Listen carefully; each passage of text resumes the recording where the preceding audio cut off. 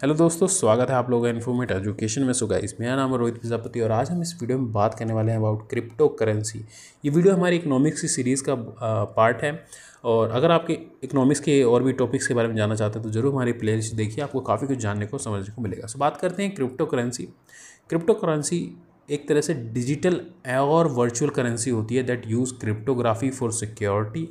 Unlike traditional currencies, they operate on decentralized network built on blockchain technology. Blockchain technology के द्वारा इसको बनाया गया है, तो ये completely decentralized है, no one is controlling it, ठीक है।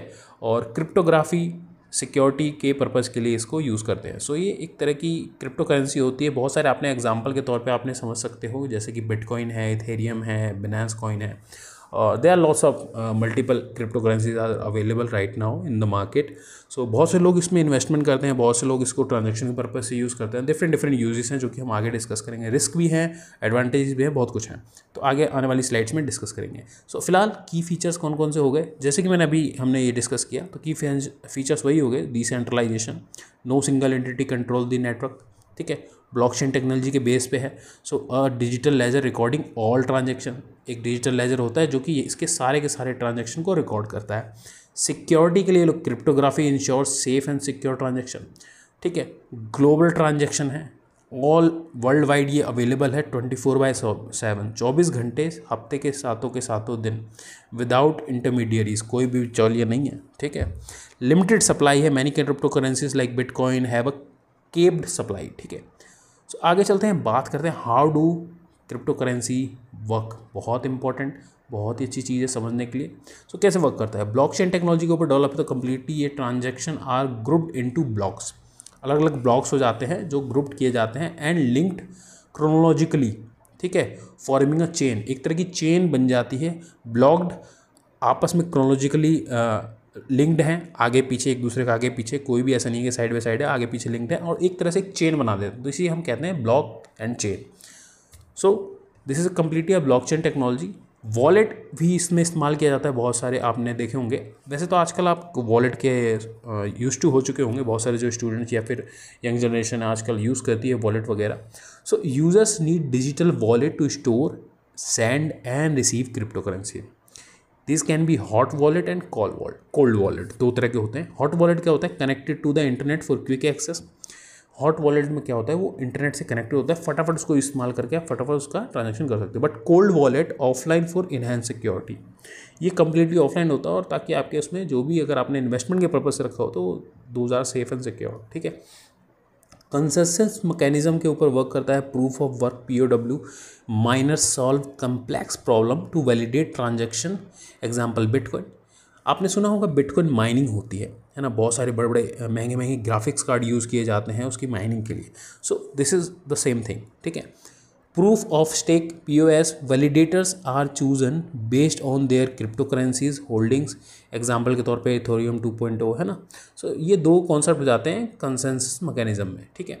आगे चलते हैं, बात करते हैं एडवांटेज ऑफ क्रिप्टो करेंसीज। क्या फ़ायदे हैं, फाइनेंशियल इंक्लूजन है, access to financial system for the unbank population, जो लोग बैंकिंग वगैरह यूज़ नहीं कर रहे हैं और आजकल थोड़ा डिजिटल फॉर्मेट में ज़्यादा इंटरेस्टेड हैं, तो वो लोग इसका यूज़ करते हैं और अच्छा एक्सेस उनको मिल रहा है। फास्ट ट्रांजैक्शन है, बहुत ही ईजिली फास्ट ट्रांजैक्शन होता है, इमीडिएट ट्रांसफ़र होता है रिगार्डलेस ऑफ जियोग्राफी, कहीं भी आप रह रहे हो फटाफट ट्रांसफ़र हो जाता है। लोअर फीस है, reduce cost compare to the traditional banking. बहुत सारे जो बैंकिंग सिस्टम में होते हैं वहाँ पे काफ़ी सारा चार्जेस लगते हैं, बट इसमें क्या होता है क्रिप्टो करेंसीज में कि इसके चार्जेस बहुत कम है। अगर ट्रांजैक्शन कॉस्ट अगर देखोगे आप तो चार्जेस बहुत कम लगता है, तो ये बेनिफिट है इसका। Ownership, users have full control over the funds, over there funds, ठीक है। अब चैलेंजेस भी हैं भाई, देखो फ़ायदे हैं तो चैलेंजेस भी तो कुछ ना कुछ होंगे ही। सो वॉलेटिलिटी है, बहुत ज़्यादा वॉलेटिलिटी रहती है। Price can fluctuate significantly short periods. अगर आप इसका ग्राफ देखोगे ना ऑनलाइन, अगर स्टॉक मार्केट वगैरह या फिर ऑनलाइन कहीं भी आप इसका जाके ओवरऑल ग्राफ देखोगे किसी भी क्रिप्टो करेंसी का, तो बहुत ज़्यादा फ्लक्चुएशन रहता है, क्योंकि बहुत लोग पैसा इसमें डाल रहे होते हैं, निकाल रहे होते हैं, बहुत फ्लक्चुएशन रहता है मार्केट में, इसका प्राइसिंग ऊपर नीचे होती रहती है। रेगुलेशंस नहीं है कोई भी, unclear and varying policies across countries. बहुत सारी गवर्नमेंट, ऑलमोस्ट ना के बराबर ही गवर्नमेंट इसको ऑथराइज़ करती है, किसी कोई भी गवर्नमेंट इसको अभी तक ऑथराइज़ नहीं दे रही है, मतलब गवर्नमेंट की तरफ से कोई ऑथराइजेशन नहीं है इसके ऊपर, है ना। गवर्नमेंट इसको कंट्रोल नहीं कर रही है, गवर्नमेंट इसको नहीं कह रही है कि हमारी तरफ से ये करेंसी है, ठीक है, ये कम्प्लीटली अलग ही चल रहा है, ठीक है।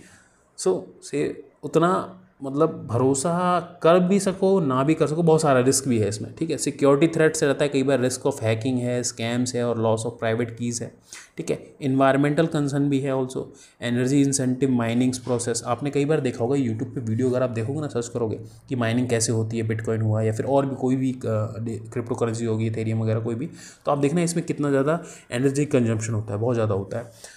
तो ये कुछ इसके चैलेंजेस कह लो या फिर रिस्क कह लो, ठीक है। आगे चलते हैं, बात करते हैं use cases of crypto currencies, कहाँ कहाँ इसका इस्तेमाल होता है। जैसे कि वैसे तो अभी तक आप ओवरऑल समझ गए होंगे।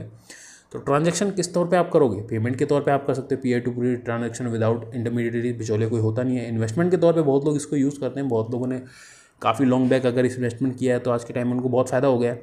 बट ज़रूरी नहीं है कि आज के टाइम अगर आप इन्वेस्ट करो तो फ्यूचर में जाके फ़ायदा हो या ना हो, because it's totally a gambling thing, ठीक है। ये तो इन्वेस्टमेंट तो आई विल नॉट एडवाइस। बस डिसेंट्रलाइज फाइनेंस, डिसेंट्रलाइज होता है finance services like lending and borrowing without traditional banks, ठीक है, इसके थ्रू है। Smart contract, self executing contracts with built in rules, example दिए हो गया।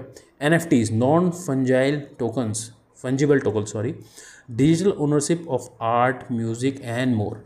ये बहुत यूज़ हो रहा है आज के टाइम में। बहुत लोग जो ऑनलाइन आर्ट कलेक्ट करना पसंद करते हैं, म्यूज़िक वगैरह पसंद करते हैं, और बहुत सारी चीज़ें, गेमिंग वगैरह भी है, बहुत सारी चीज़ें हैं ऑनलाइन, बहुत लोग कलेक्ट करते हैं ये सारी चीज़ें। तो वहाँ पर इसका बड़ा इस्तेमाल होता है क्रिप्टो करेंसीज वगैरह का, ठीक है। तो ये सारे इसके ओवरऑल यूज़ है। तो आशा करता हूँ काफ़ी अच्छी आपको जानकारी यहाँ पे मिल गई होगी इस वीडियो में से। मिलते हैं अगली वीडियो में, तब तक के लिए नमस्कार।